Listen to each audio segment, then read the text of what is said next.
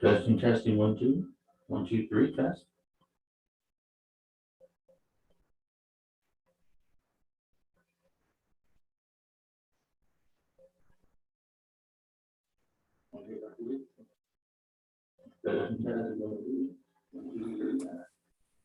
Hey, Randy, I can hear you. How's the recovery coming along there, Dr. Weeks? I'm doing good, doing good. Good to hear.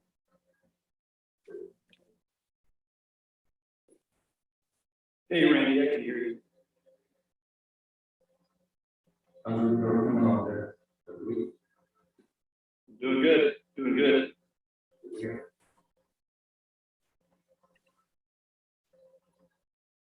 Hey, Randy, I can hear you.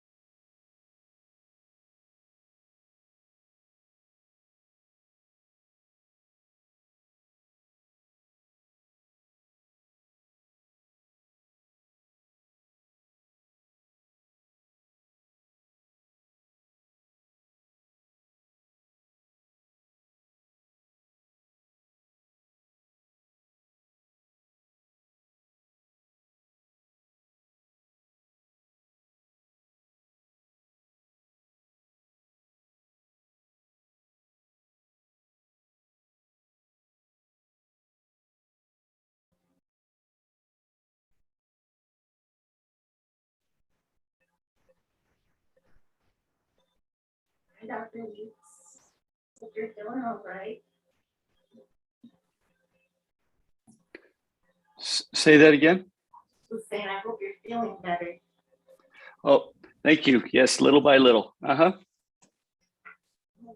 guys, it is 6:16. I'd like to call our meeting to order, please. I know Miss Miriam took off, so we will, she's not gone, but she'll be right back. So would we like to start, let's do our Indigenous tribe comment. I was just gonna go into the Pledge of Allegiance. My apologies. In partnerships with the tribes who call Phoenix their home first, we acknowledge and respect the land our schools are built on. We commit to being a strong partner with any and all tribal nations who entrust their children to our schools. We are grateful and honored to be partners.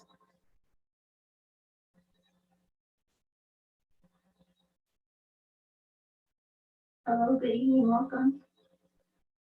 Here we will have Mr. McGon doing our Pledge of Allegiance, so if we could get that, ready to get started.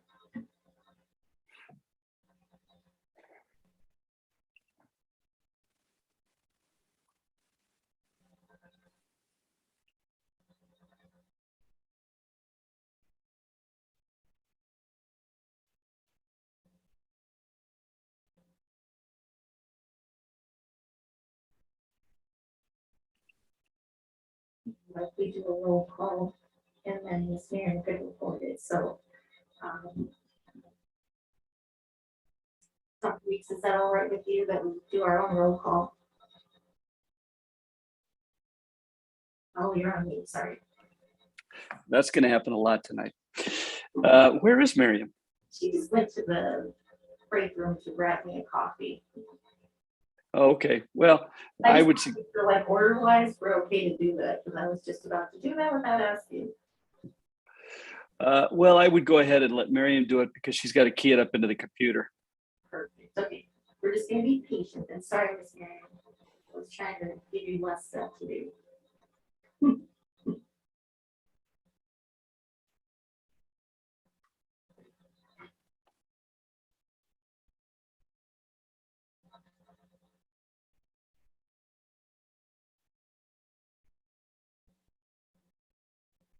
While we're waiting, thank you everybody who made it this evening.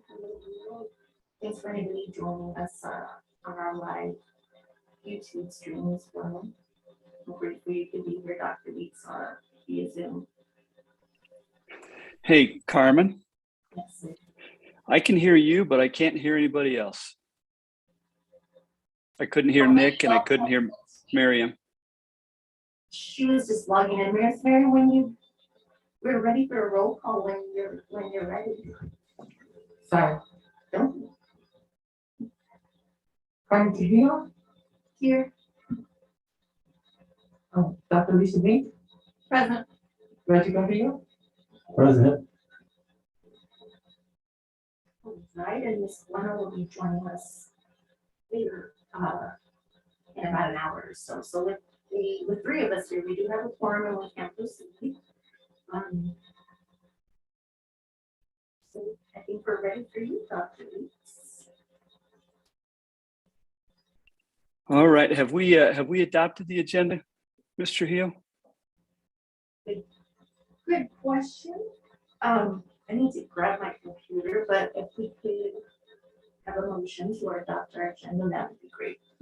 Reggie Carrillo, motion. Alicia Fink, I'll second. Thank you. All in favor, say aye. Aye. Aye. Opposed, say nay.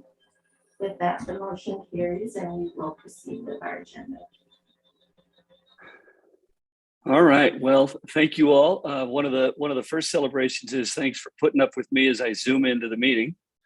I do appreciate that. Should be back in the saddle here soon enough. By December, I hope I'll be ready to go here. At the next board meeting, you'll see me live. So we start off with our Star Award winners, and this evening I've asked Mr. Quintana to help us with that. STAR stands for Special Thanks and Recognition. And this evening we have our Star Award winners from Emerson School and Shaw Montessori. Yes, thank you, Dr. Weeks. Good evening, government board members and community listening to us and viewing us on, and also for our colleague, Mr. Collins. I'm happy to announce the October winners that were selected from Herrera in Kenilworth this month. The first one is Wendy Hall. She is a nurse at Emerson School. Nurse Wendy has done an excellent job of implementing and managing the pool testing for COVID-19 with students and staff. This was not an easy task as the initial process was a little bit convoluted, but she persevered and got it off the ground successfully. She also continues to play a vital role in the physical and emotional health of all of our students at school, be it for mosquito bites, normal sniffles, or answering a parent's questions about COVID, quarantine, etc. Sometimes this requires engaging with irate parents who are not pleased about the state of the pandemic. But Nurse Wendy handled it all with grace, compassion, and a sense of humor. The three words used to describe Nurse Wendy are dedicated, jocular, and unflappable. Congratulations, Ms. Wendy Hall.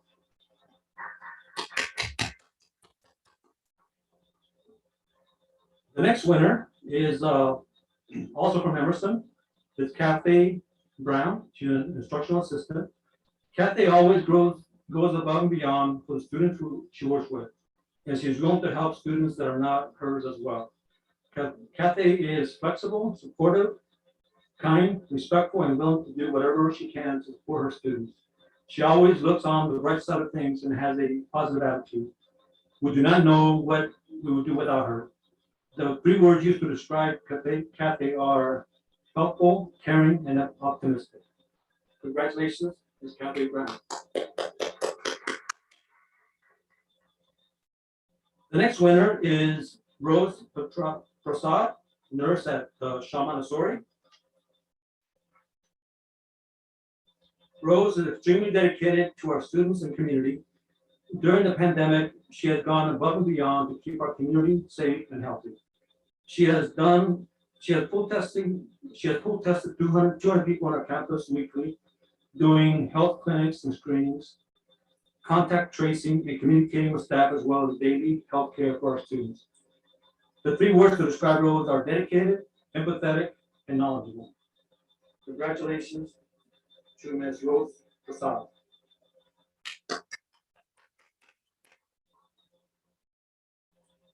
The next winner for October is Benita Mesa. She's the lead custodian at Shaw Montessori. Benita values and takes pride in the cleanliness and beauty of Shaw campus. With the additional cleaning this last year, she has gone above and beyond to make sure all the classrooms shared spaces are cleaned and sanitized. She takes initiative and does not have to be asked in many instances for a job to be done. The caring that Ms. Benita puts into making sure our classrooms are clean each day is reciprocated and appreciated by the children as they want to stack chairs and help pick up to help her with the job, make her job easier. The 3 words to describe Benita are hardworking, caring, and efficient. Congratulations to Ms. Benita. And those are the winners of this month of the Star Award. And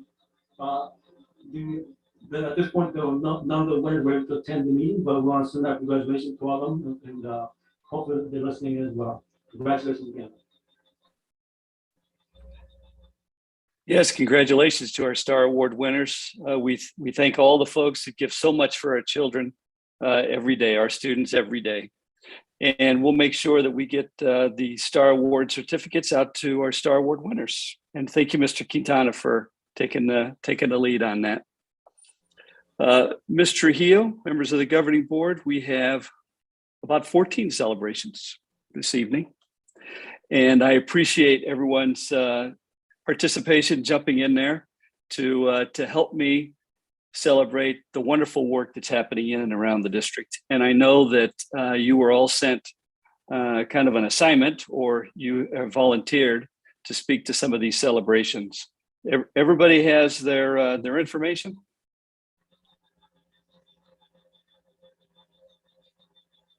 Yes. Their list. I think we're starting with Dr. Vick this evening. I think we are. Last week, we had the opportunity to honor our veterans, the men and women who have served our communities and our country. Tonight, I would like to thank all of the veterans who work for Phoenix Elementary School District. On behalf of the governing board and our entire team, thank you for your service and your sacrifices. You are much appreciated. On a personal note, a huge thank you to all of their families as well. Phoenix #1 thanks our community and families for voting yes and approving the renewal of our maintenance and operations override election. Because of your support, the district can continue offering programs like our full day kindergarten, fine arts, music, band, providing smaller class sizes that promote effective instruction, and offering core instructional programs like reading, writing, social studies, math, and science. Our election passed with a 73% approval rating, and we thank our community for their continued vote of confidence. November is National Native American Heritage Month. Phoenix #1 honors and embraces our Indian students and families and strives to meet their unique needs to ensure their educational opportunities are second to none. We celebrate the countless contributions of Native peoples past and present and honor the influence they have had on the advancement of our nation.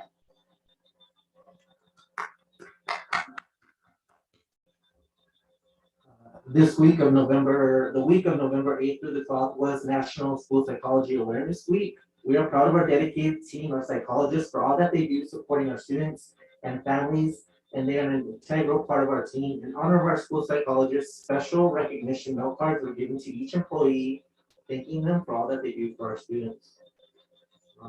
This week, from November 15th through the 19th, is American Education Week, where public education is celebrated as the cornerstone of our communities. This year is more important than ever as educators and support staff work tirelessly to keep student learning on track throughout the pandemic.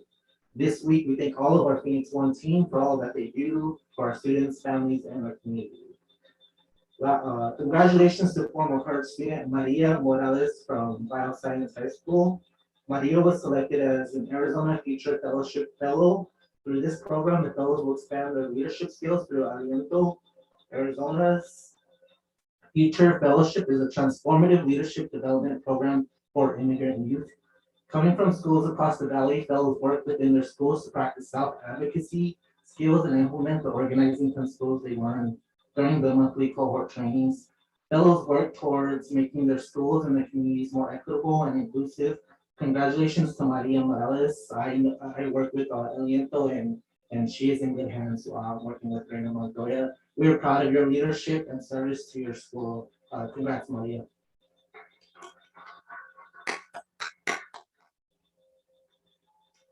Last week, we held our first Family Engagement Advisory Committee led by Paloma Orozco, the District Family Engagement Coordinator. Ms. Orozco worked with the school sites to identify the languages represented by the students of the schools. The committee also created print and digital materials to share with families through the site Family Engagement Specialist to recruit volunteers to serve in advisory capacity as we explore the role of, the locations of, the name of the potential partners of, and the functions of the Family Engagement Center and the district-wide system that will empower our families. The meeting was held in person with support from interpreters and focused on providing an opportunity for the members to get to know one another, to share their ideas for the center, and to identify the needs of the system. The group will meet monthly as a large group, but there will be subcommittees that continue the outreach and coordination efforts as we work to create these systems and include the voices of more families in our process. Emerson School and the Coronado Neighborhood Association are partnering to bring a community garden to Emerson School this winter. Principal Adaro and Emerson team are looking forward to additional plans for the school's 100th anniversary celebration, where they plan to plant 100 plants and trees for the next 100 years. Trees for Harmony, a 501c3 in Colorado, G Road, and the Arizona Sustainability Alliance have committed their support to the project as well. Emerson is a community school engaging in its community. Chicano por la Causa recently donated 40 computers to Lowell School to award to families in need of computers in the home. In addition, CPLC partnered with Cox Communications to offer families low-cost internet services. This program is designed to help keep families connected to resources and outreach events in the community. At the distribution event, CPLC staff were also on hand to help families learn how to use the computers. Thank you, CPLC, for teaming with our schools to provide technology resources to our local community.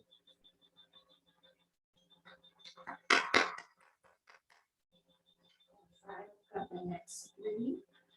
Garfield's Farm to School Garden and Kitchen Team is a recipient of the 2021 Fiesta Bowl Charities Wishes for Teachers. The school received a $2,500 grant to make improvements to the on-site agriculture area, including improvements to the school's chicken coop to provide additional shade, extra roosting space, and feed for their expanding flock of chickens.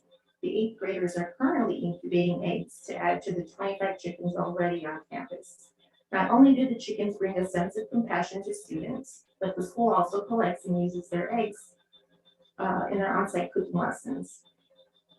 That's great news. Congratulations, Garfield.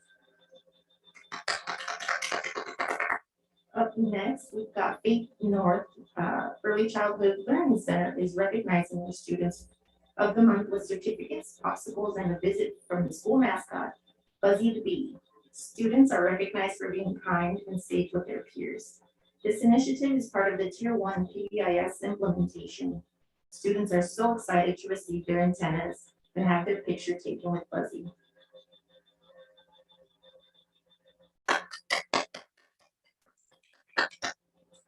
My next one, Phoenix number one community has strongly supported our students and schools, but one Coronado neighbor went above and beyond for an Emerson student. A neighbor witnessed a student who lost a charging cable, which unfortunately was then taken by another person. This neighbor observed the incident, reported the incident, and even offered to cover expenses if needed. However, the school has a plan for situations such as this one. We are so appreciative of our community members for their support and for being the eyes and ears of the community. That's really kind. Thank you, Dr. Weeks. And the next one is yours, Dr. Weeks. Well, thank you very much. You know, we recently received word that our ESSER 3 grant was approved by the Arizona Department of Ed. The grant was written after receiving input from families, community members, and employees across the district who responded to surveys and participated in focus groups between July and August for the August deadline. Ms. Zeeb, the district's director of federal programs, worked closely with her staff, curriculum and instruction staff, plant services staff, our building administrators, MIS staff, to write a comprehensive plan that met with the state's new guidelines for submission. Unlike previous ESSER grants, the ESSER 3 required a more focused grant application, which required a focus on research-based programs and assurances the funds were allocated in the following 5 categories: increasing learning opportunities for all students, ensuring a safe and healthy learning environment, ensuring equitable access to technology, improving academic performance of federally recognized demographic groups, improving family engagement and empowerment. Thanks to Sherry Zeeb and the federal program staff for putting together a thoughtful application that met the new stringent guidelines of ESSER 3 and included the input of so many of our stakeholders, including staff and families.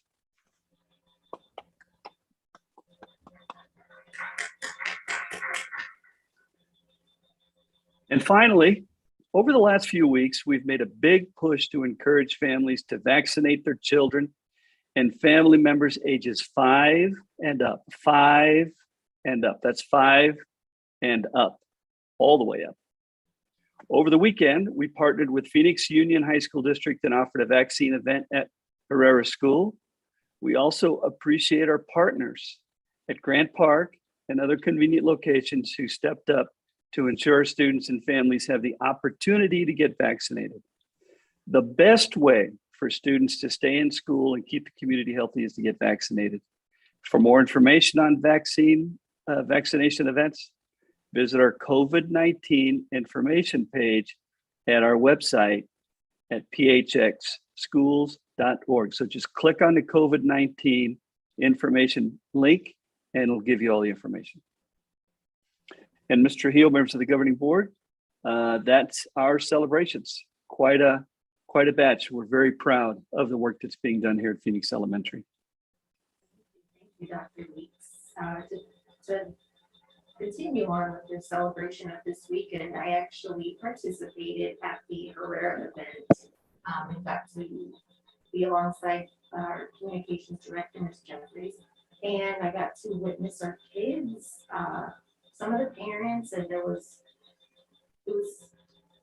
know it was kind of thrown together because that's the position we were put in, but it was really great to see interpreters there, so many volunteers and staff that were really dedicated to making sure we got as many needs taken care of as possible. So each type of vaccine was there. I personally got my booster shot because I was finally getting the day of needing my 3rd shot. So that was nerve-wracking for myself. So the little ones were just as nervous, and one of the little guys there was trying to help console other ones with stuffed animals. So it was a new process. Some were working through, but it was really great to see a good turnout. So I hope we have an even bigger turnout at our next meeting. So thank you for sharing about that. With that, we can move on to our next item, B1, I believe. Yes. So the CEO superintendent's report, in terms of the data, we don't have the formal reports that we would normally have. Mark is in training, and he'll get us caught up next week. But I will tell you that our cases per 100 for our school district have jumped up about 10 points. Our case rate per 100,000 people have jumped up by about 10, and our percent positivity rate jumped up by about 2%. We're still in high transmission, And when I was at Essen the other day, meeting with some parents, we talked about how important it is for the community to be vaccinated, the students and the adults of the community, to better protect the whole community, the school community and the surrounding neighborhood.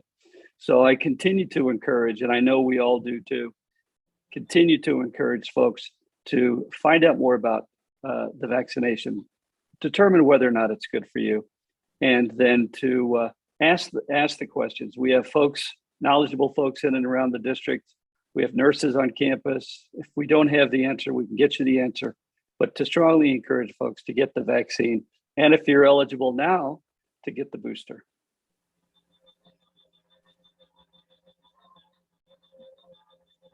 Thank you, Dr. Weeks, and I guess we will move on unless anybody's got any questions. All right, we can move on to item C1 with community communications. Ms. Marion, do you have any this evening? We do not. Perfect. Now, just with that said, we'll hear those and stick to the 3-minute limit for each, but we never really have too many, so we should be good with that. Thank you. We don't have any. I'm sorry, I thought you said we did. Okay, just as a reminder for people to participate, how would they make sure that you get those comments in and you know, that way it can be brought to the meeting. So it's an email or a phone call?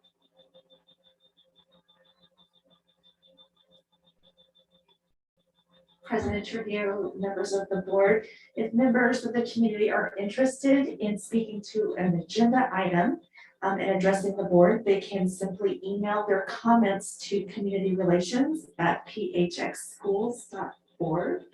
And then the timeline to do that is by 5:30 the day of the board meeting. And if those are received, then we will share those publicly. Perfect, and that's also a phone number I noticed on there too, so just wanted to bring that out so we're all clear on how to get those comments in. All right, with that, thank you very much, Ms. Jeffries, for jumping up to explain that. We will move on to our consent agenda, really.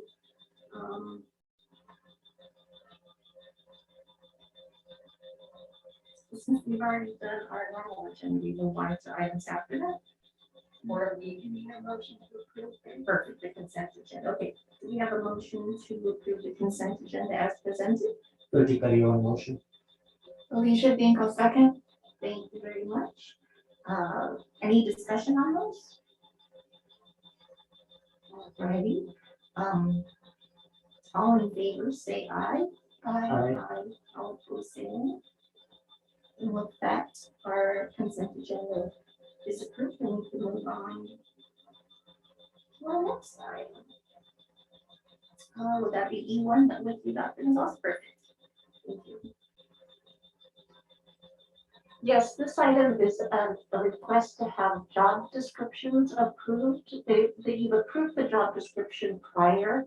However, these are specially designed positions for what we're going to call our intensive therapeutic intervention.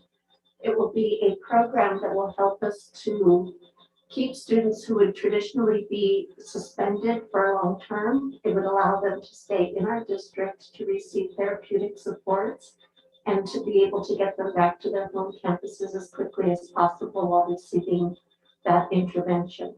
So this request is a request for you to approve those specially designated positions for this program.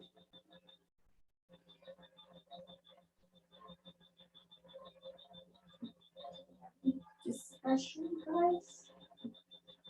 Or do we need to have a motion to discuss that? My question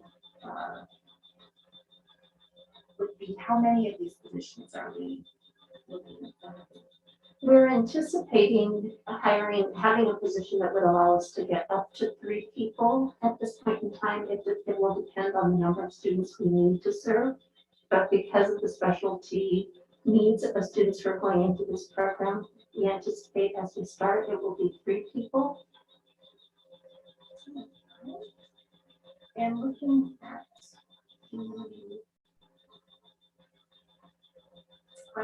position, could you give me a ballpark of what the coordinator's salary schedule is on that? For this position? I cannot, but I can refer to Dr.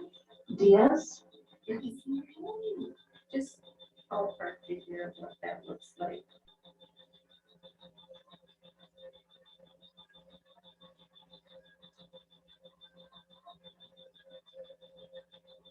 No worries, take your time, I'm glad you're here. Unfortunately, just came back from a conference in Prescott.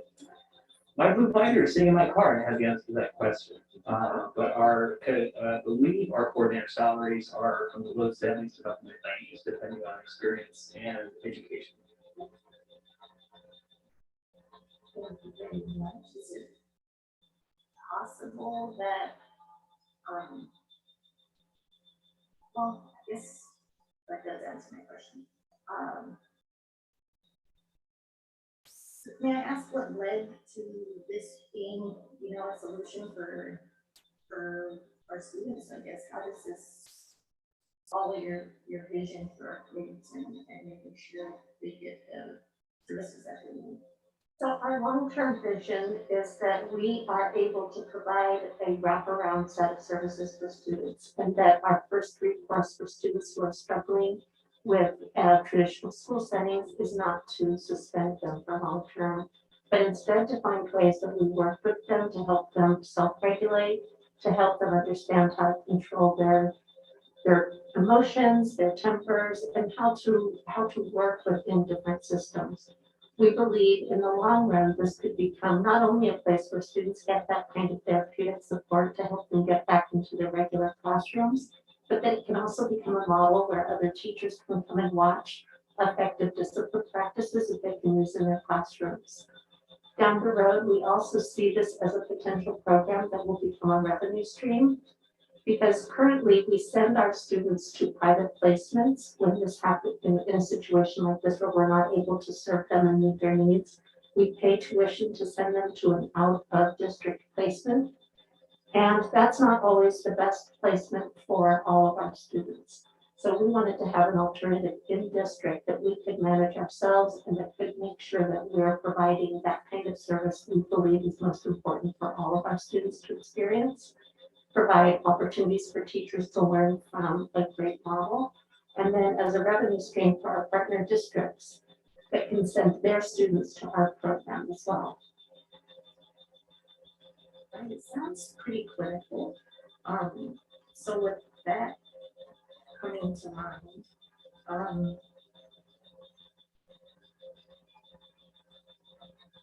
yeah, I guess it's not a huge concern, but it does, just worry me. What does this look like for our exceptional student population? How does that factor in? This was actually designed by our Director of Exceptional Student Services and our Coordinator of Student Success, identifying the fact that many of our students who qualify for these services are students with exceptional service needs. So we want to make sure that we're able to provide for them as well as for students who may not fall into that category but are having similar behavior problems. All right, do we have, I guess, what do our partnerships look like with our regional health behavior authority, the REBA services that some, I guess, students have access to have like a behaviorist come, temporarily and stay in school with them, that kind of thing for a limited period of time. But how does that part fit into the school? So those services would continue to be available because that's more of a push-in service to a student in a classroom. This would be for a student who is actually being removed from their classroom or their school because of such extreme behaviors that they're not safe to themselves or others in the classroom. So this would be an additional level of service to ensure that we're making sure we're meeting the needs of our students in these cases.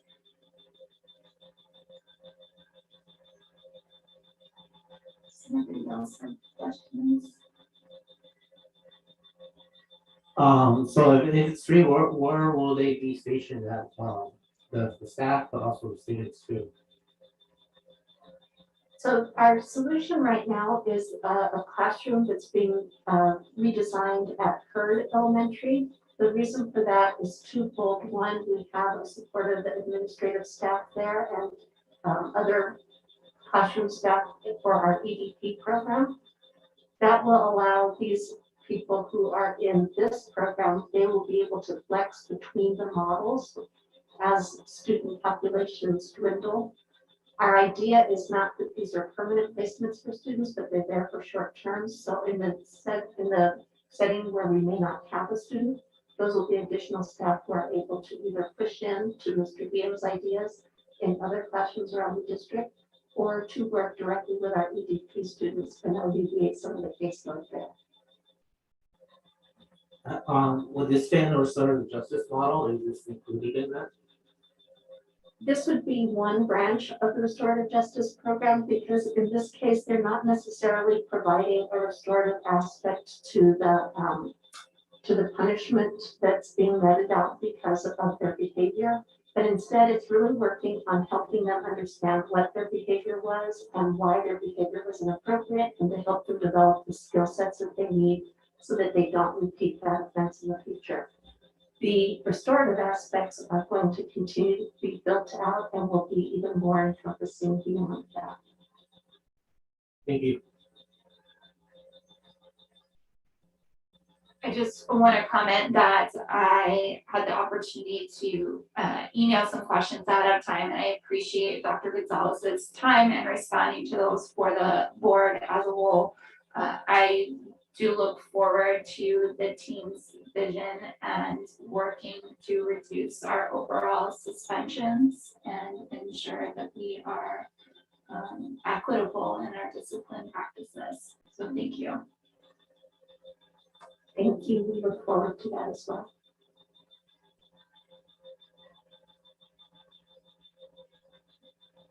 So when this gets approved, and this program gets started, what kind of timeline are we aiming for?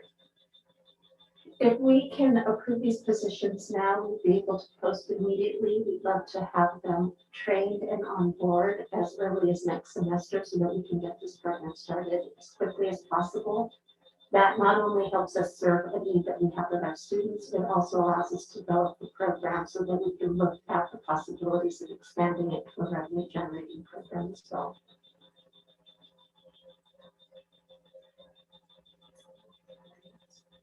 And ultimately, which campus would this be on? Hurt. And the principal there is excited about it. The principal has been part of the conversations about this. Right.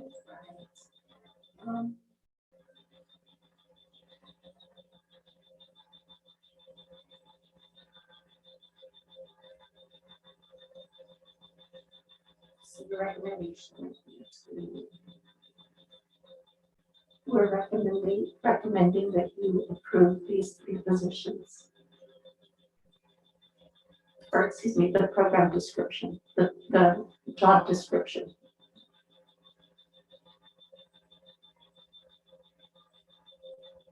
this will be big too, since we just had our M&L override. come through. So that's what the funding will come from.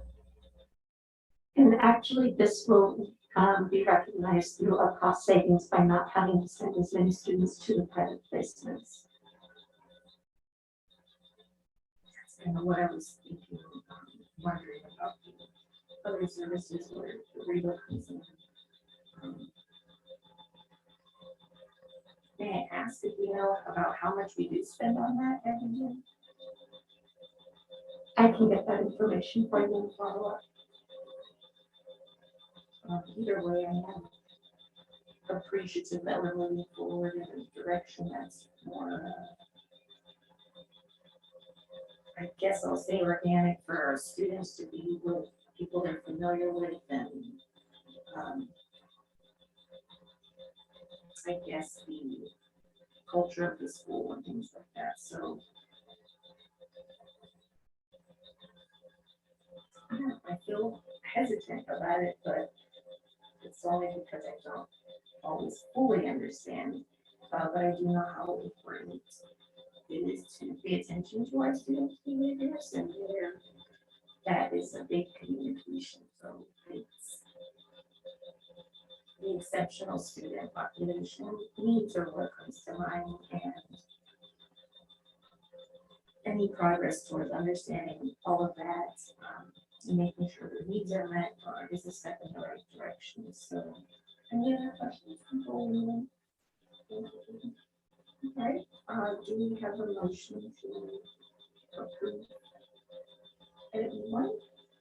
Alicia Pink, so moved. Reggie Perry, I second. If you're all in favor, say aye. Aye. All opposed, say nay. With that, the motion passes. And we can move on to item F1 with Mr. Quintana. Thank you, Dr. Gonzalez. Yes, so thank you, Madam President. The next item is, we had the laws changing, that affects the minimum wage that we have here at the district, on January 1st. That's increasing from $12.15 to $12.80 an hour. And Dr. Victor Diaz, myself, and also our Director of Finance, Damon, are here available to answer any questions you might have on this particular item. We are requesting the board approval to increase the minimum wage to $12.80 an hour effective on January 1st.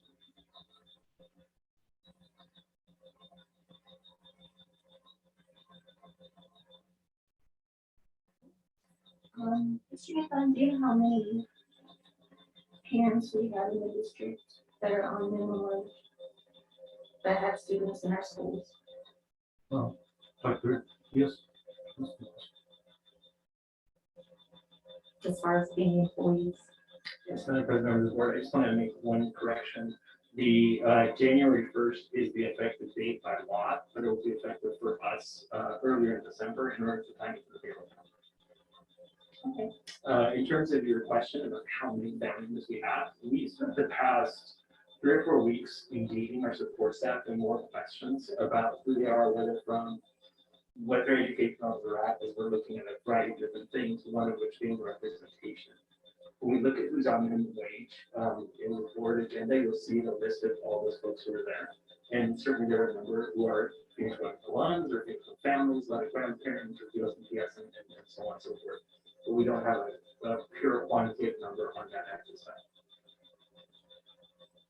The only reason I asked is I do remember having a conversation about the development quite a while about, possibly having our own minimum wage here at Phoenix L, because we do want to make sure we're supporting living wages going forward for everybody. And not just parents in the district, but just be mindful of, yes, let's see the cost here of it being $203,462 annually and $110,253 for next year. But my concern is the long-term costs for those families that we do have, those students we are serving. Are they able to plan to go to college? Are they able to have a car that gets their kids to school? Those are all the things I worry about, and that struggle as a single parent my own son having to rely on a minimum wage job when I couldn't finish college early enough, and my job didn't want to let me off, or my son's really long seizure recovery. So it really is dear to my heart that we make sure people are thriving as employees of the district and not just surviving.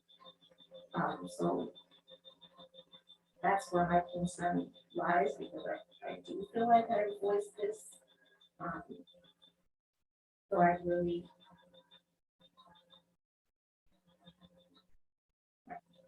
Are there any other questions while I kind of sit here and process what I'm trying to say, guys? Thank you. How long was the process to come to this decision? Is this something that we started last year, 2 years ago? Mr. Pettigo, Dr. Weeks, members of the board. The process for this decision starts with when we go into the budget year, knowing that under the laws, the minimum wage increases from year to year. It's based on inflation. When we went into this year, we did not anticipate that it would increase from its current rate.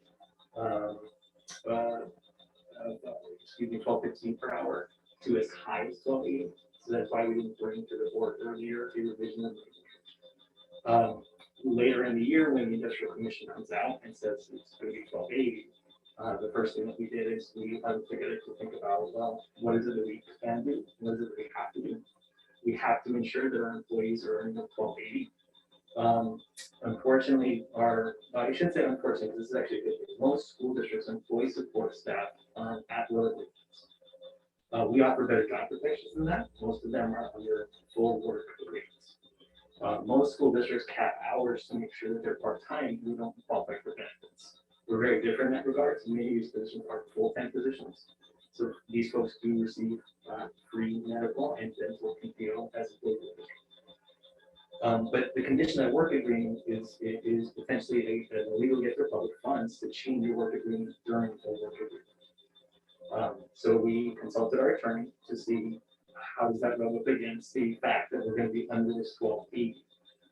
She has advised us to revise only the positions that will be under 12.80 at this time.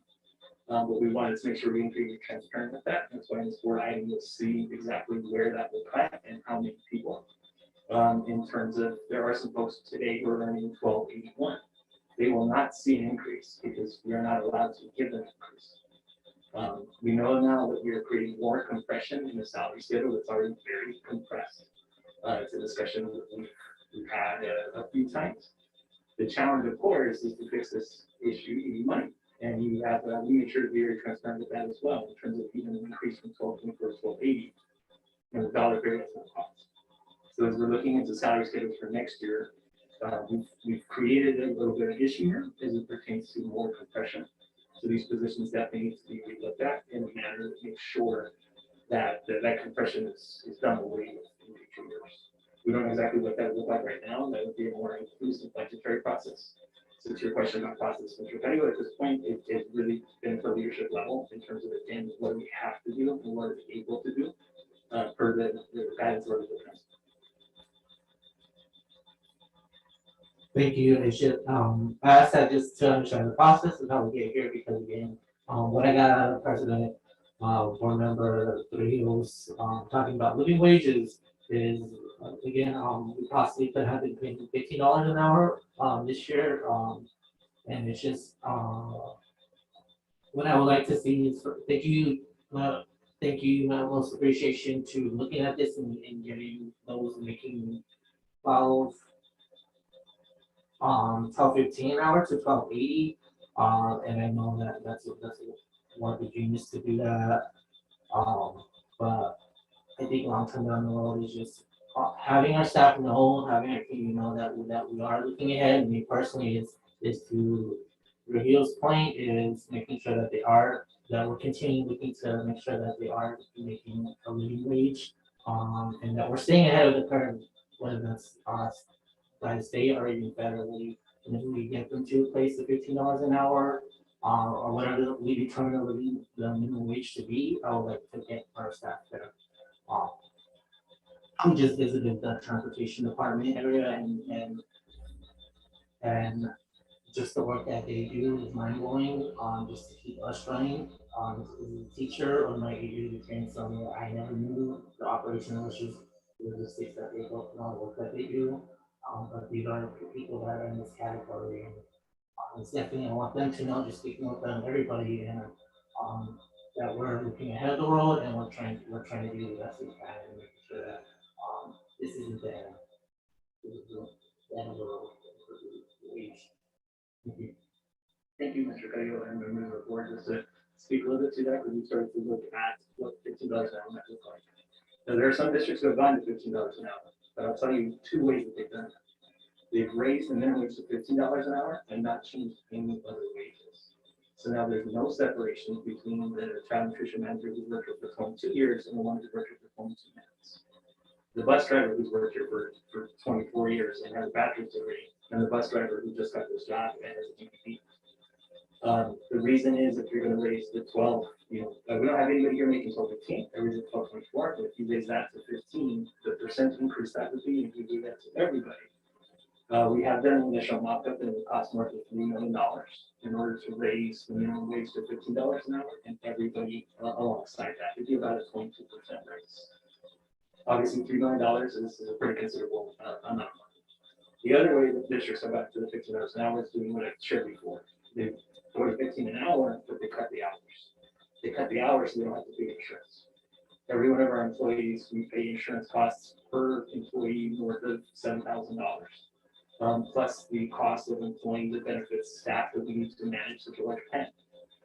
Those districts are finding cost savings by cutting hours, cutting benefits, and cutting staff and resources office. So even though the $15 an hour exists, there's other pieces that come away with that. We survey our staff quite a bit when it comes to their medical plan, their dental plan, their salaries. And your compensation isn't just what you bring home in your paycheck, it's what you're putting in your ASRS account that's matched by the district. It's the health benefits you're getting, it's the job protections you're getting. I'm always very proud that during the pandemic, we didn't lay off one single person when the districts furloughed a lot of these staff members. And if you look at the staff members who were here, these are the frontline people who didn't get to work where they could work best. They were on the front lines feeding our children. When we reopened, making sure that the transportation lines were running smoothly. Any of our transportation staff was working with learning labs that we struggled to staff when we had to open this up. So we're very sensitive to understanding this need. It's definitely a very shared concern. I am the only member of the Human Resources Department who is not a support staff member. So it's obviously something that's always on my mind. In terms of living wages, as I shared with the board before, it's not a point of pride when you make more than your dad did when you're 21 years old. And it's something that I wear on my heart quite a bit as I think about the opportunities that education has opened for all of us. But at the same time, those are Well said, thank you, Dr. Hughes. Also, if I can add to you and this, Madam President, the part of the strategy related to also faculty success is also look at our compensation strategy and compensation structure that we have. And so as we look at it, make some changes and recommendations, one of the things that we're looking at doing now is looking at doing a compensation study across the different districts, not just for certain positions, but for all positions. And as we carry out our strategy, we want to be able to hopefully adjust those those salaries, especially the lower salaries, to living wages. And we want to determine, okay, what's going to take to help us do that. And so that's one of the initiatives we have under Pathway to Success that's going to help us carry out what you're suggesting.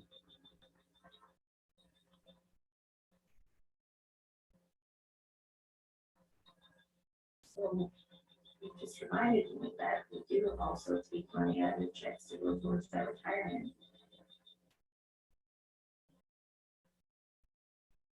And I am reminded that would make or break whether or not I could send my house payment off.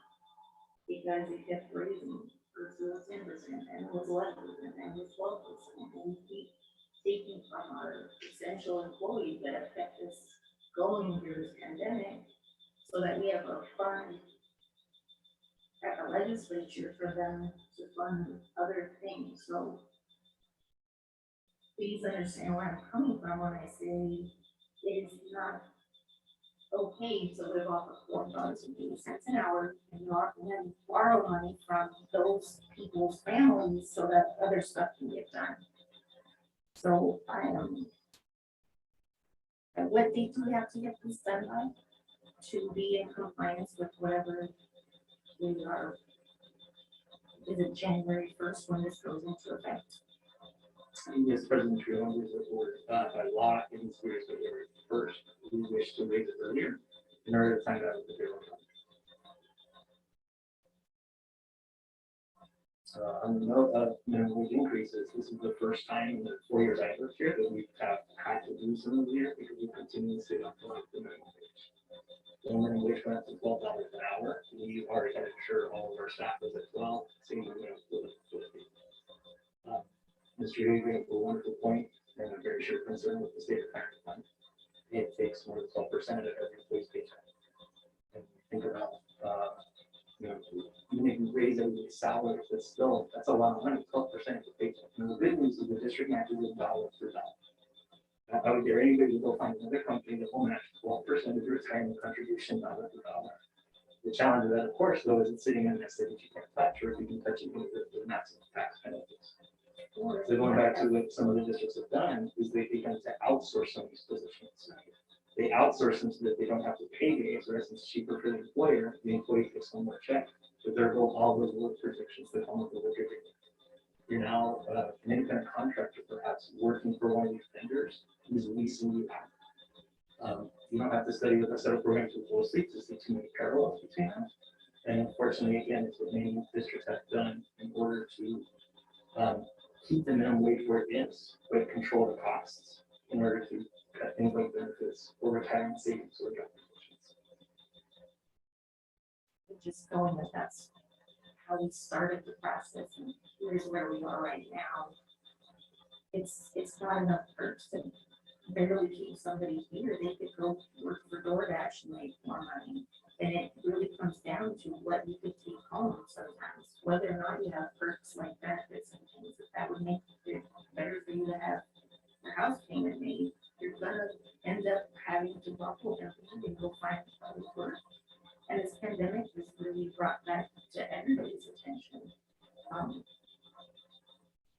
So I do understand the perks, but those are values of people that have those luxuries to plan for, not this population that doesn't even have time to probably see that their retirement is matched.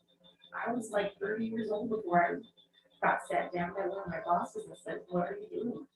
You need to be taking advantage of this. And that was, gosh, that was years ago. I'm 42. So if that's what we're doing to our employees, I really want to make clear I'm not okay with that. And I don't,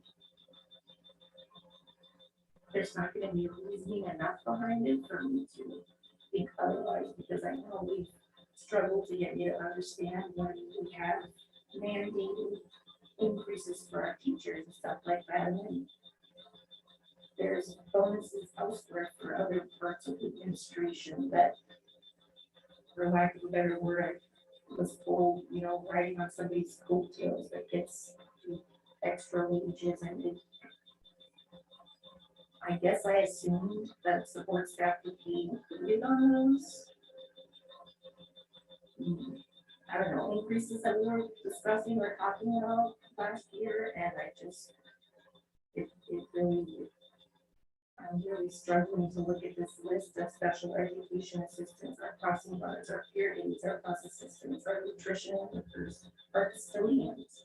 I mean, the Darko stays here, you know, we leave at 10, 11 at night. We take from their families, and I'm not very confident that we're getting back, that we're making sure those extra things we're taking are being appreciated and reciprocated, because that's what relationships are. They're bound to give and take. And $12.80 an hour right now during the pandemic, when food is scarce, it's not enough. And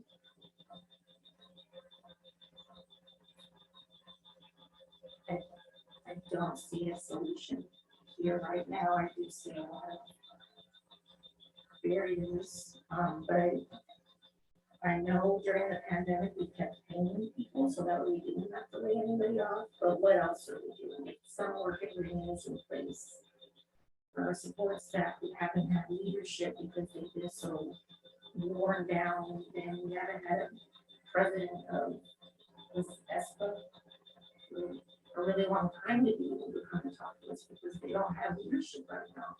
That's a concern to me. So I don't feel comfortable moving forward with this until I guess we have more information. I don't, and I feel,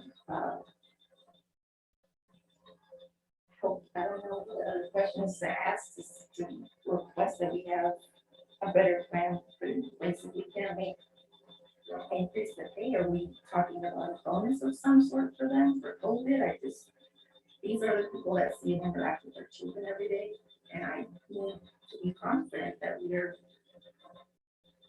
that we're making sure we understand that, I guess. Mr. I certainly understand, as I shared, I think we're on the same page here. Just a point of clarification, any raises or increases that have happened the past 4 years have happened the same across the board. You teachers got 10%, support staff got 10%, 5%, 2%. The COVID retention stipends that we did, or that's retention stipends, what I should say, were equal across the board as well. $3,000 for support staff, $3,000 for support staff as well. So they have received those increases at the same time. It sounds like what you're looking for is if this is the initial piece, where are the other pieces? Where's the direction this is going? How can we be proactive about compensation and not just reactive about compensation? It is a very mutual concern. As somebody who has the pleasure of getting to see everybody coming on board and excited that they got the job, surprised 2 weeks later when the check is lighter than they thought because of things like the state retirement system or things like that, and then looking into other opportunities down the road. That type of turnover is not good for kids. There are kids need consistency. So as we look at the compensation analysis through pathways to success, and through the compensation statement we talked about, your point is very clear. This needs to be a very top line issue for the district. Have some information for us. Yeah, and I just want to reiterate what Amy said, because it's so hard to say, and you're always here for me that there. But what I want to tell you is what we're asking you to act on tonight, and I don't think we're doing a good job of clarifying and answering the question. We understand where you guys are coming from, the questions that you're asking. This is to keep us compliant and legally compliant to pay the employees that would not be getting minimum wage as of January 1. So we, in reality, we don't have a choice but to act tonight and approve to get them to the 1280 to where we stay compliant with federal and state and local regulations that we have to stay compliant with. We're in no way is Dr. Diaz or myself saying that we think that we should stay at these rates and these rates should carry forward. But we have to get ourselves compliant as of January 1 because of minimum wage increasing. And after that, we can come back with pathways to success and compensation studies and all the different studies, working with you guys to do a district minimum wage if that's what the board would like to move towards and try to solve some of these other issues that you guys are finding. But if we don't act on this, we will not be in compliance and we will actually hurt those that are making minimum wage because we would not be able to continue their employment at a lower wage for their well-being.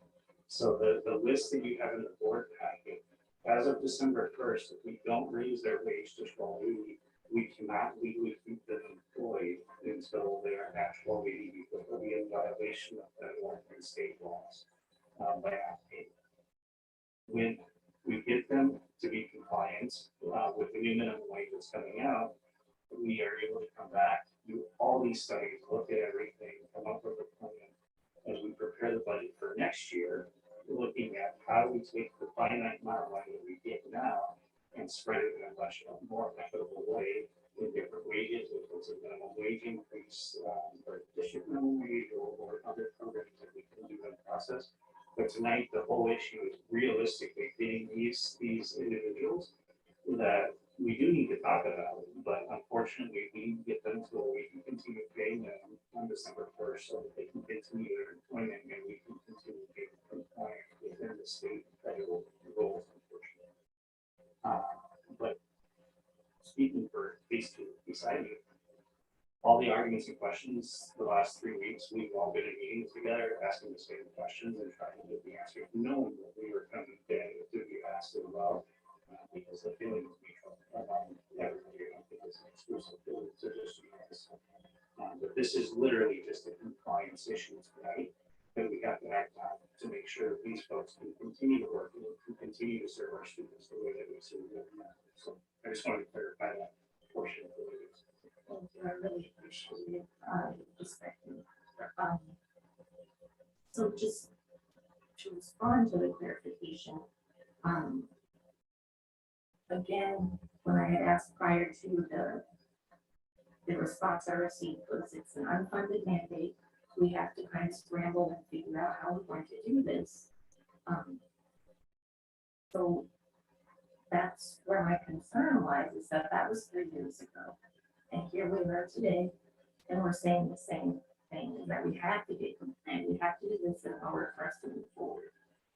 So I hope that brought me to where I can say that part, because that's actually where all of my concern is coming from. Because this is somewhat the same response, so I do understand that we have to move forward with this. But why would we have a work agreement that doesn't allow us to, I guess, make necessary changes and updates? I'm not too, I would like to understand that part better. Is it just the hourly rate we're talking about, or all over these pages? Yes, President Trio, members of the board, in terms of the inability to, I believe you're referring to our inability to change your work agreement during the work agreement. The way it is going to be by legal counsel, but I think if you want more information, our best I would probably share that with the board update. But once a employee has entered into that agreement, the board has agreed to the terms. Those terms cannot be changed during the agreement because they're part of our budget cycle, and so therefore we consider them legal gift of public funds. There's some high-profile examples in other districts trying to change compensation structures during the year, adding bonuses. One school district went from a 5-day to a 4-day school week in the middle of the year, but kept certain individuals at a 5-day rate in the middle of their contract. By doing that, they're actually indicted on embezzlement charges because we can't change those in the middle of the work agreement. That's why you always see we bring the compensation increases at the start of the work agreements. So in our conversations with legal, one of the first questions we had, knowing that there's some employees who are doing the same exact job today, some are going to see a raise on before January 1st, and some won't. She did reiterate we cannot change the rates of anybody above 12 at this time, as we look into the work agreement for next year and next year's budgets. Those happen yearly. Correct. I do remember having those conversations.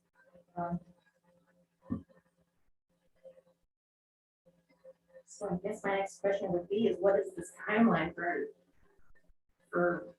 when we're gonna know where we're at salary wise? I keep feeling like we hear about it. I know what's going on. What does that timeline look like for having the big data that we need to make decisions to move forward?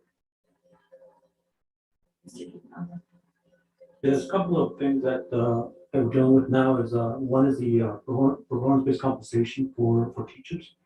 That's something that we need to address here prior to the next contract that go out in February. So our thought was that we would tackle both issues, the teacher compensation based on the performance-based compensation, the plan we have currently, and also looking at the compensation study for all positions, including these, the ones that we're discussing here and others, that we can make some type of recommendation on different options that we have as far as increasing those salaries and what the amounts would be. So it's something we can, we've got to do between now and February. And so as soon as we have maybe some options that we can review with the board, we can keep you updated as to how the discussion is going.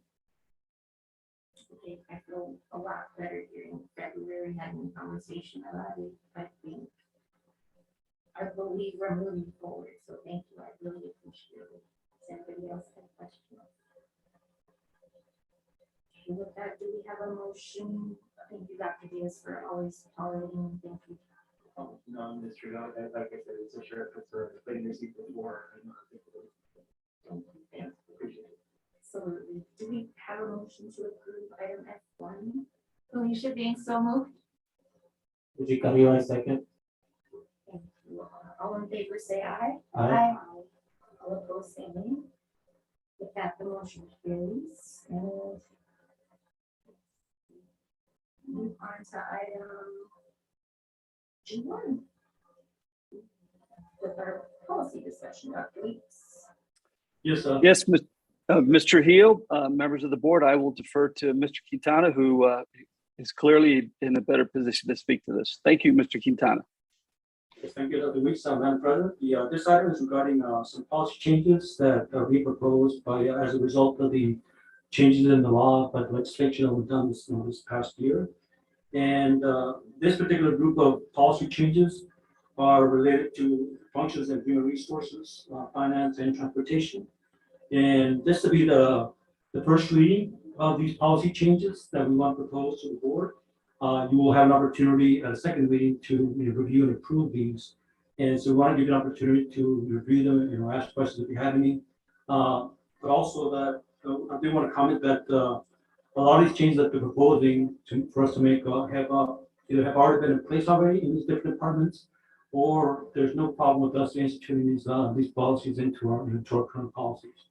There's a couple that was submitted to us by ASBA that were actually that were passed by the legislature, but actually they came back when the court decided that they were unconstitutional, related to, for example, the mandate on mask mandates.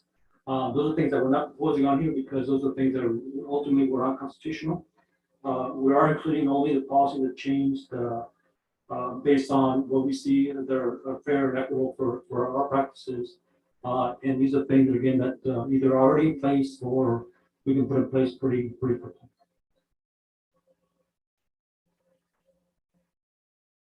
We're asking the board, we're not asking for approval this evening. This is an opportunity for you to review them, and then also at our second reading, which in this case it'll probably be in January for this group of policies. And so if you have any questions, between now and then or this evening, then we can answer those questions, and we will ask for approval, after the second reading. Remind me, most of these policies are then legislative, so there's not much that we can change in these policies, or there is. How does that? Well, there is the act they're proposing, mostly administrative legislative changes, but there's no particular conflicts that we have with the policies.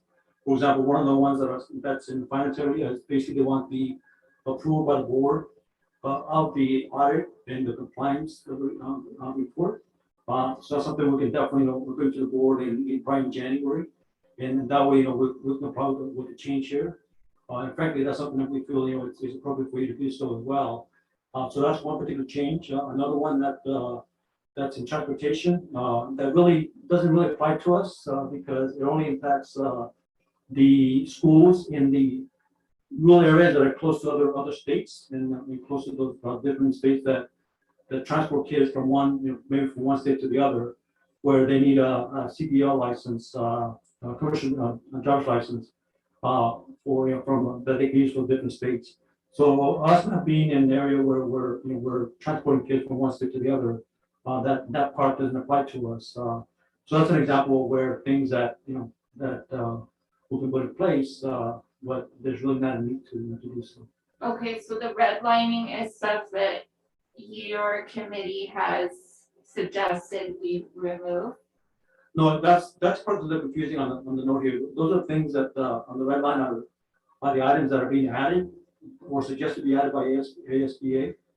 And so we're suggesting that recommending that we approve those to be added. And the way they came out on the document showed up as being crossed out, but in reality they're actually being added to the policy. Okay, so I'm seeing that redlined out for the transportation that says like issued by another state. I thought you just said that wasn't something that really applied to us. Right, and so we can either add it to the policy, even though it doesn't really affect us, or we can just leave it all together. Okay. So that's an example where it doesn't really matter whether we leave it in there or not. It's because even if we do add it in there, it doesn't impact us because we don't transport kids from one state to the other. Okay, but so you all have not made recommendations on any changes that we need for these policies? Not full recommendations, no. Okay, but you will for the second reading? Yes. Okay, all right, then I don't have any other questions. Okay. Hey, Martine, Yes. members of the board, just to kind of recap our policy strategy here. As you know, the legislator dumped a bunch of changes on us. At the last board meeting, we had Dr. Gonzalez provided lots of policy changes. This time, Mr. Quintana's bringing another first read. We'll bring the second read for Dr. Gonzalez policy proposal in December. And then, correct me if I'm wrong, Dr. Gonzalez, then we'll have a bigger conversation in January about student discipline policies. And then Mr. Quintana will wrap up with the second read on the business office policies sometime in late January, February. We are actually hoping to have our discipline conversation in December along with the recommended changes for the policy. Very good. Thank you.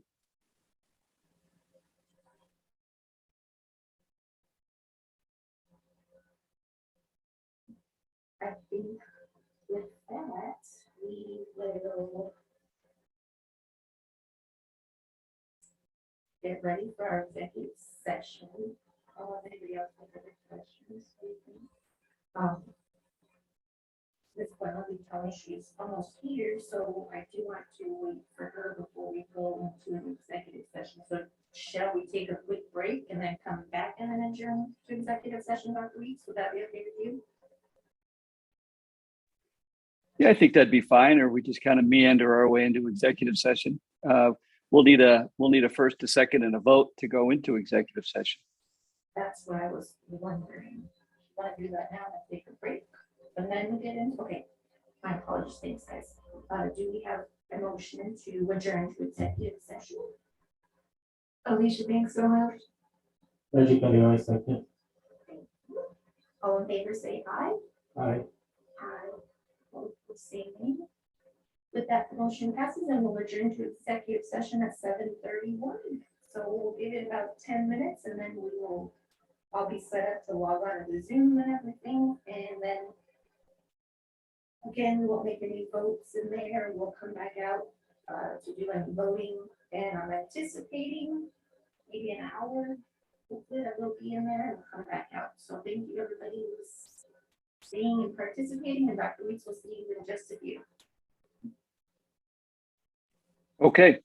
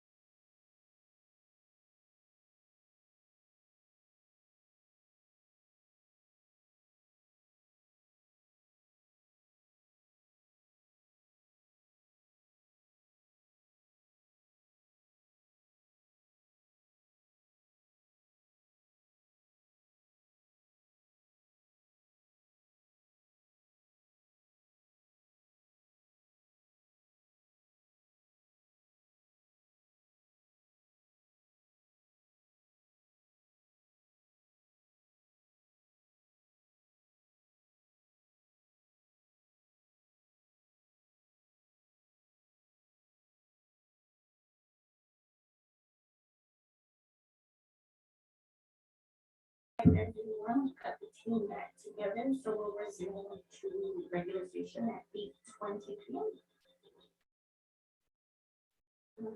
Proceeding with item I, number 1.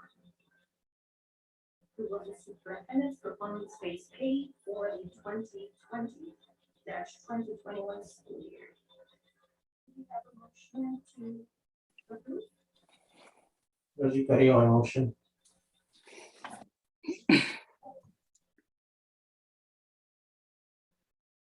Just one second. Thank you very much. Any discussion? Comments? Hearing none. Thank you, Dr. Weeks, for our presentation. All in favor of approving Dr. Weeks' performance-based pay for the 2020-2021 school year, say aye if you're in favor. Aye. Aye. All opposed, say nay. With that, the motion passes, and we can move on to item I2.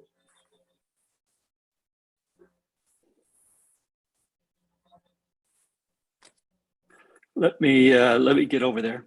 Excuse me. So with this part, I submitted a couple samples of other evaluations that range from just really different approaches to the tool and what that looks like. So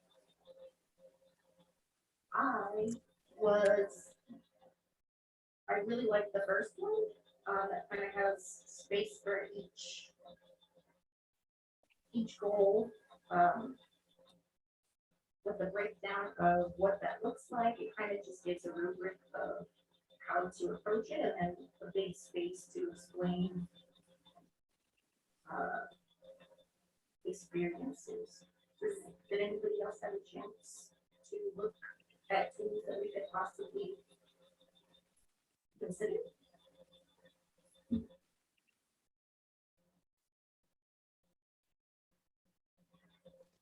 How about you, Dr. Weeks? Do you have a preference of any of these? Ms. Trujillo, I need to take a deeper dive.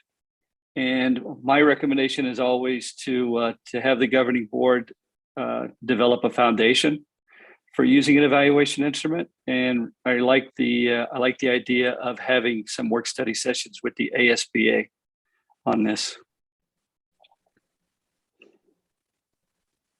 President Trujillo, I do like the first one, and I appreciate you submitting these samples. I think that it is important for us to have a tool that is more similar to kind of more aligned with our vision as a district, and looks not only at just the 4 goals.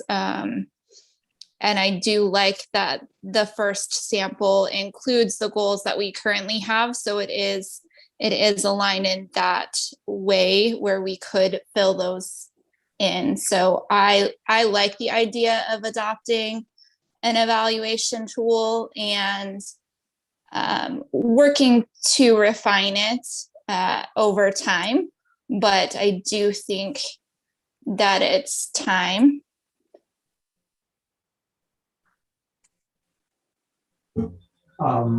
For this evaluation tool, the one that's your preference, is this a tool being used in other school districts? Do you know what? It's this one came from the Pendergast.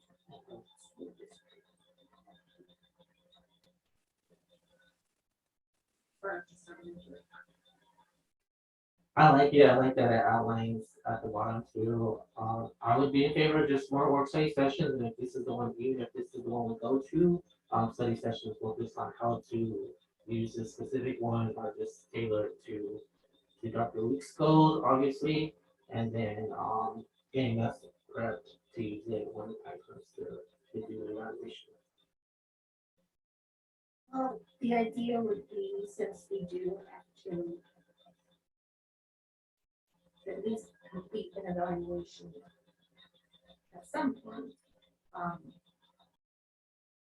that way we did adopt a tool, but when I did reach out to different organizations, there's just not too much going on as far as trainings. There's lots of tools that people use. There's lots of board secretaries that have multiple years of experience working with other superintendents that are able to take in that data, analyze it for us, for the board, and then be able to present that. And we do not have that in place so far in my experience as a board member for the last 3 years. So ASBA is doing a pilot program where they have a tool, and we would give our data back to them, and for a fee, they would analyze it and then regurgitate that. I do appreciate ASBA finding or filling that gap, but since it is a pilot program, I do believe that we are also able to choose our own tool, and still be able to ask for the assistance and help going on, but at least being able to have a place to start to measure things that we are responsible for keeping the district accountable to. We can't really move forward if we don't have a system in place to measure something and take away at it.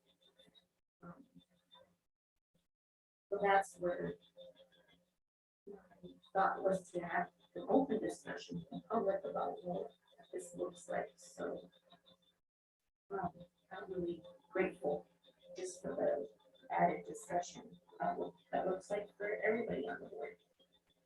Thank you. My preference is the process is thank you for setting this up and sharing the evaluation tools with us. I would appreciate just doing a work study session, even if it's with the Arizona School Board Association and with our admin, because even if we don't outsource this to them, whoever it may be, we can set up that process ourselves with the experts we have here at our schools for us to do this. So yeah, I would continue talking about this with the work study session, figure out which one of these evaluation tools we're going to use, and then march forward, just understanding that evaluation tool more specifically. Mr. Carrillo, in the purpose of discussion, I guess my concern with holding off on adopting something, my thought in adopting it is then we can refine to fit our needs.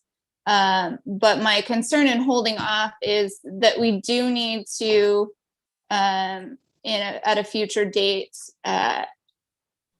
renew or look at a contract for a superintendent. And if we're going to do that relatively soon, it would be nice for the superintendent to know what the evaluation process when signing that contract might be.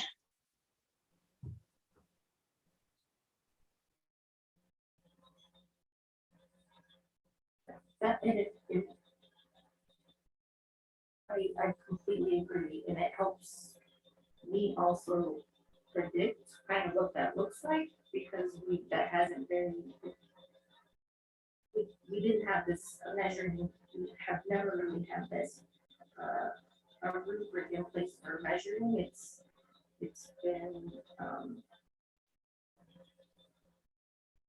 the same process that we've been going through. So am I hearing that we just want to keep having conversations on it, or do we want to choose a tool possibly and then have work study sessions about using that tool? No, I think I would prefer that we have work study sessions around what that tool looks like before committing to one tool and then turn that to what we. I would much rather all of us work together to establish what that looks like, so we can know what each other's expectations are.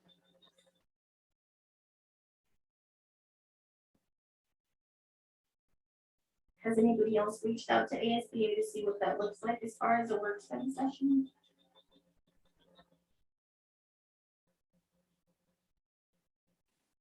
Ms. Trujillo, I reached out to the ASBA the last time we had conversations about this, provided some information. I'm happy to go circle back around and collect a schedule and an outline and whatnot. A lot of it's on the ASBA website, but certainly present the governing board with some dates and times when a work study session can be held and about how long it takes, et cetera. So my question is then, as a superintendent, would you have concern we talk to Reggie as a teacher as well, would you have concern then going into contract signing and not having that evaluation tool ironed out? I'm just a little concerned about the timeline. And we know that this evaluation tool is used by other districts. It does look similar to things that we already use, and we can refine as we go. So just, can you speak to that a little bit? Like, would you be nervous? So Dr. Vink, you're teetering on another executive session. So with that, I would recommend advice of legal counsel, specific, when you're having contextual conversations about my contract relative to an evaluation tool. That would be my advice.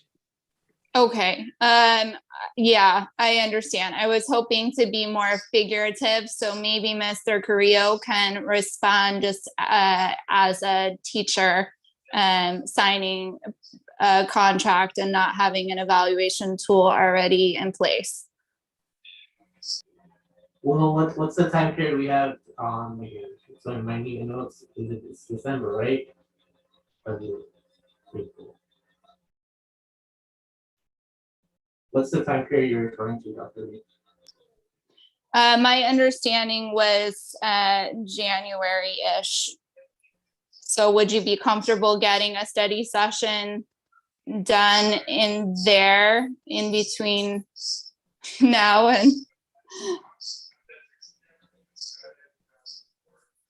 And then in terms of renewing a contract, when is the deadline for that?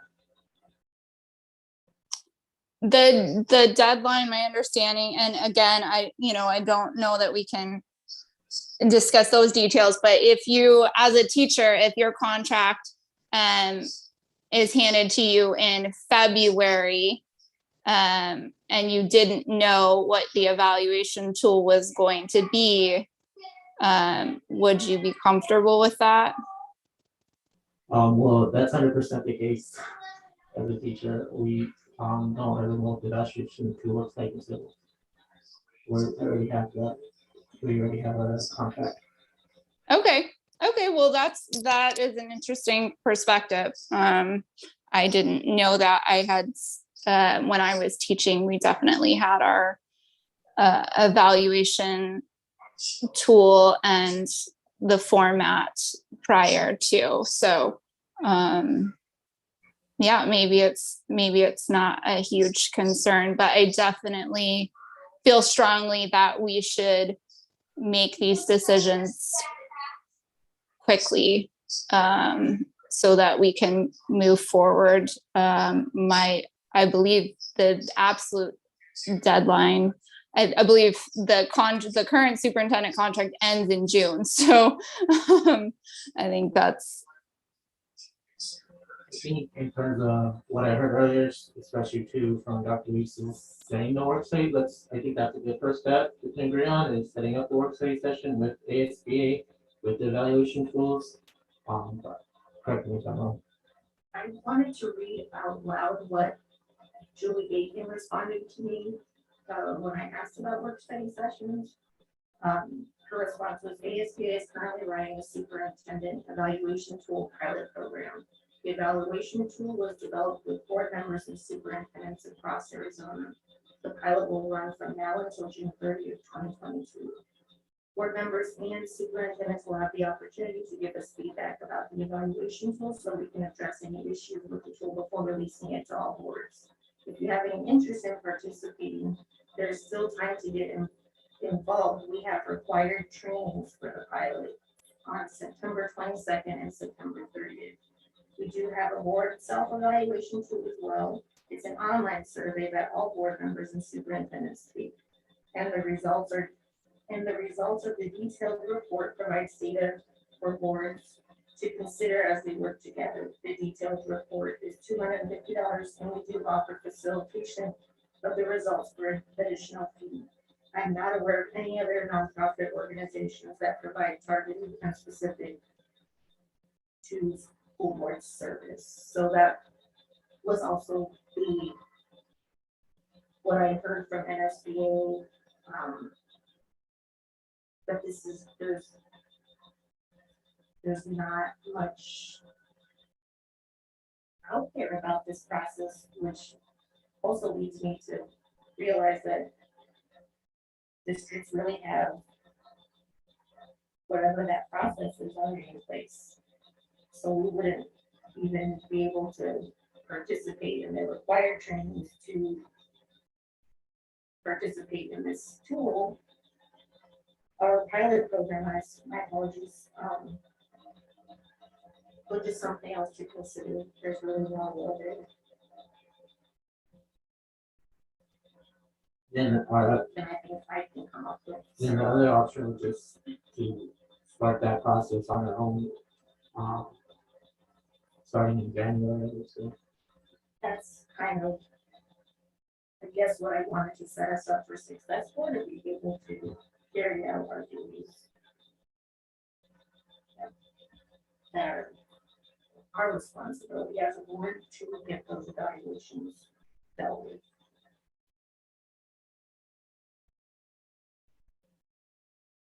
Any other thoughts?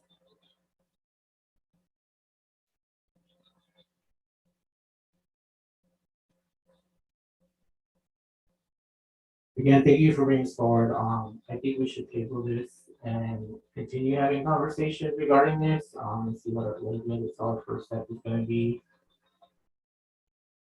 That's what I'm gonna do. Right. So, Mr. Trujillo, I'm looking at the, I'm cheating and looking at the ASBA website. And there might be some room here for the ASBA to provide training, even though the tool that they're trying to pitch to school districts isn't complete. Maybe in the scope of providing training to boards on developing their own tool. So if you'd like, I can call the ASBA tomorrow and find out some more information, or email them and then get some written information and forward it out to the governing board. The other thing is that this is a receive, discuss, and take possible action. So the board has received information. Thank you very much, Mr. Trujillo, for putting just a ton of information together for the board as evaluation tool samples. I know that's not an easy lift to pull that information together. The board's discussed, and the board may or may not take possible action to adopt. So this is not necessarily something that needs to be tabled, but something that can simply be brought back as a fresh item at a later date.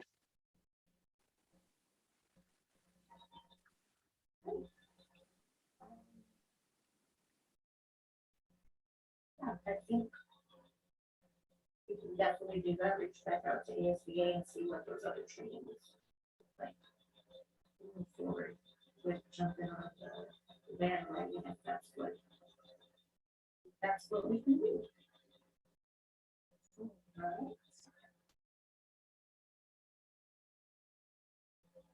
With that, we can move on to our next item, J number 1, board reports and requests. Do we have any? Yeah, I have a report. So Dr. Dink and I, we went to, and correct me if I'm wrong, but I call it the transportation department, but it's plant services or no? Yeah, chauffeur class services, which includes transportation, warehousing, the custodial services as well. Yeah, so we made a visit there today, and not that I wasn't excited about it, just with buses and I just again was not familiar with it, so didn't have any expectations. But something that I wasn't excited, I was just neutral on it. But just going to visit there, they totally hyped me up for to learn about transportation, operations, logistics, because I saw their passion for it too. Like you could feel their passion going there with Chris, I believe it was Randy and Armando, the three people who toured us around. But yeah, just throughout the whole time there, we saw that it was really like a community of family with their bus drivers. And I want to say thank you to those bus drivers who took time out of their day, out of their jobs to speak with Dr. Veek and I, share their passion and just expose a whole new world to transportation, to plant services that I have never seen and probably would have never seen if I was not a board member.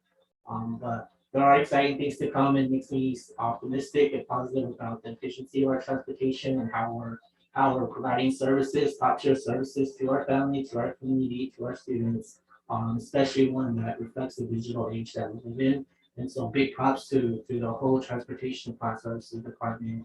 I'm looking forward to making another visit too. Thank you, Mr. Cartier, and I'll definitely give a message out to the staff, and like I said, they do a great job, and they have a passion for it, so we'll definitely appreciate the comments.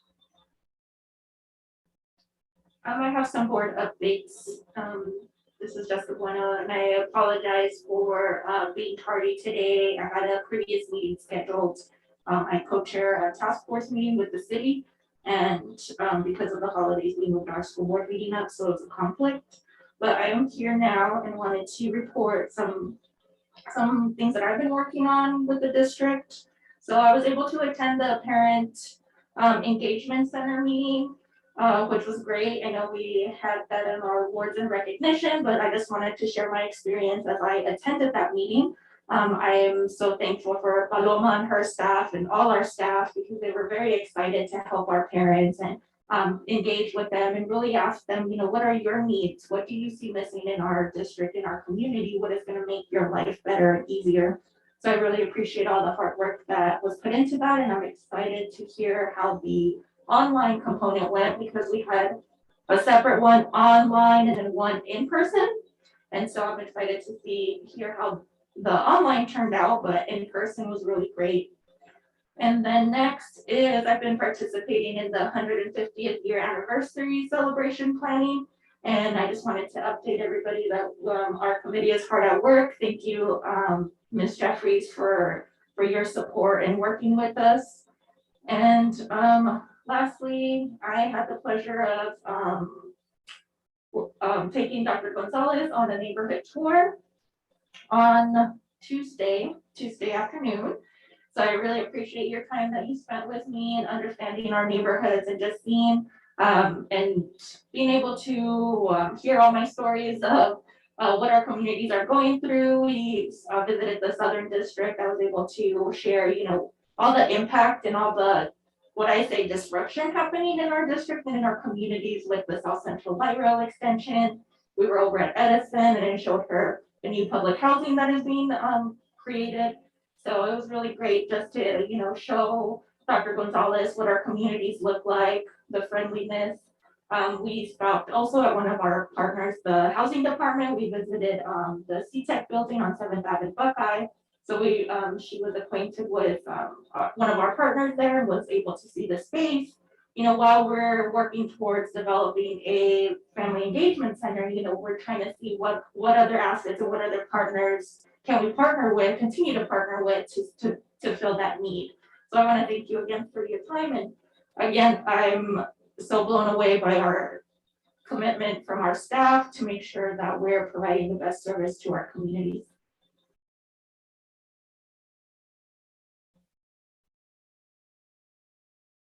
Thank you. Anything you, Dr. Lee? Not today, thank you. I will just echo Mr. Carrillo's sentiments regarding our tour of plant services. I really do appreciate all of the work that they do and the time that they gave us today. Absolutely. That both visits, and it's always wonderful to have that perspective and actually be on the ground and really experience what all that looks like. So I'm super, super appreciative that our board is so always engaged with our community and making sure that we're always working for progress. And it's really what the future looks like for our kids, because it's forever changing and evolving, especially over the last year. So I'm again, I really was excited to go get my booster shot and have that be available to everybody. So I will just note that if people have forgotten their cards, my apologies, CARDS, if they've forgotten their vaccination cards, there was some confusion as far as if you were able to get your vaccine without it, if you're gonna get a new card, or, you know, and then the different options as far as local pharmacies and stuff like that. So having those things kind of figured out before our next one would be excellent. Maybe having some more distractions for the little ones, because they really were scared of what, I mean, but every kid is. So the colorful band-aids were awesome, but I don't know, maybe snacks or a different, you know, mascot from Herrera, or I'm not too sure what it is, but for sure like another distraction or a way to help them feel a little more safe would be helpful to parents. I do think sometimes that language barrier gets in the way. You know, of parents feeling comfortable enough to console their kids or not. So I just wanted to touch on that. But other than that, I don't have, I believe I've mentioned all of my requests already, so I don't have anything further as far as this agenda item. I do have is this the part for the, to add on the agenda? So we have our next item, which is future agenda items, but this one is like where we request the board updates and things like that, so I don't have anything on those, so I was thinking we can move on to the next one. But first we've got our meeting dates to discuss, and then we'll get to the future agenda items. So with that said, we'll move on to J2 to discuss what January looks like. Yes, Madam Chair, members of the board, now's the time for us to get a couple of meetings scheduled, at least one meeting scheduled in January. Typically, the first meeting of the year is twofold. One, to elect the officers for the calendar year, and to finalize the board meeting schedule for the calendar year. But we need to get a couple of meetings going, or at least one meeting going now, so that we have a meeting to go to in January. So the meeting dates that we propose are up for debate and discussion. January 6th at 6:15 and January 27th at 6:15 right here in the boardroom.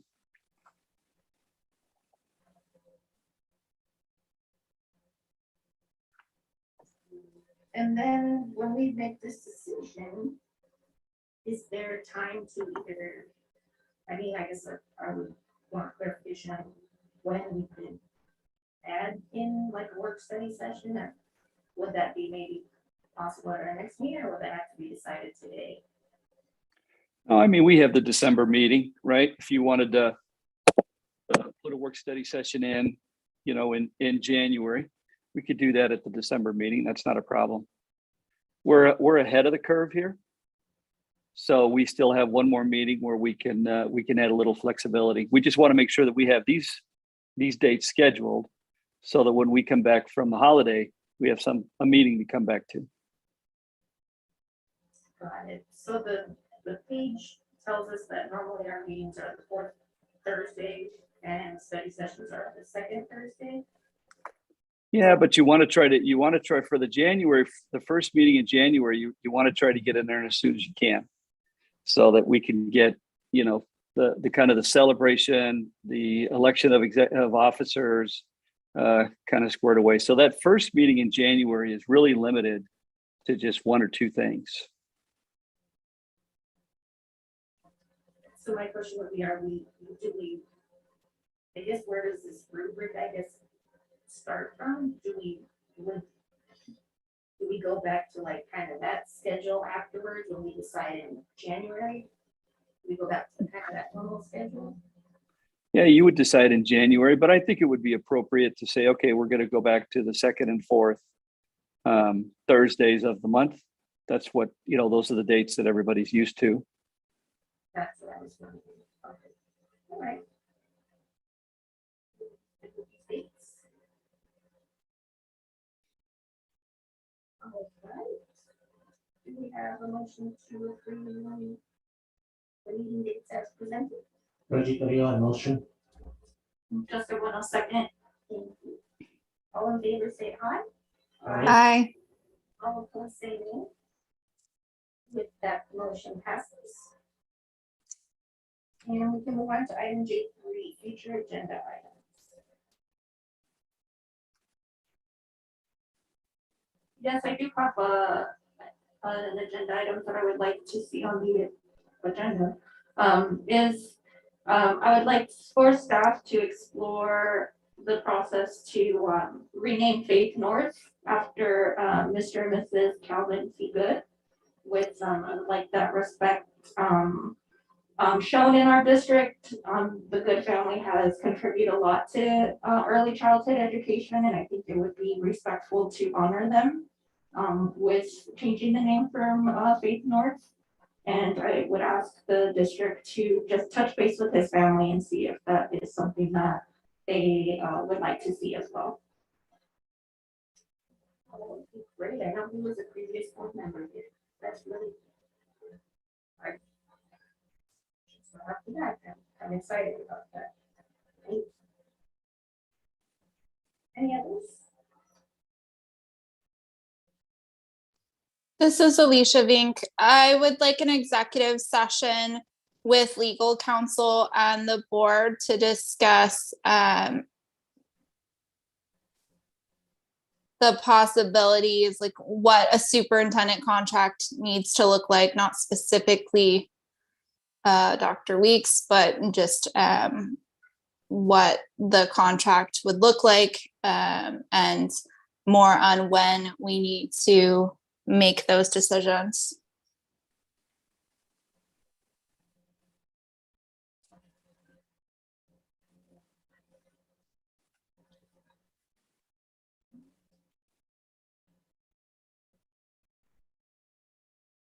I'll make sure I wrote that down correctly. Okay, sounds good. I am responding also to Julie Vacancy about those dates, so hopefully by next meeting we can decide a date for that session, and then also have some information back from ASB on that. So, I just wanted to reiterate for my future agenda item was to have a better picture and discussion about what minimum wage looks like in our district and where we are going forward. So I'm really excited to hear the February timeframe.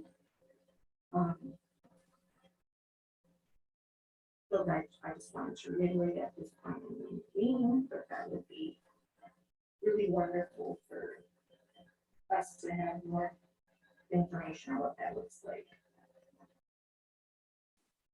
Other than that, that's it. Any other agenda items? Thank you, everyone. Do we have a motion to move on to K1? Do we have a motion to adjourn? Just the one also. You have a second? Reggie Carrillo, second. Thank you. All in favor, say aye. Aye. Opposed, say nay. With that, the motion passes and we'll adjourn at 8:54. Thank you, everyone, for participating with us.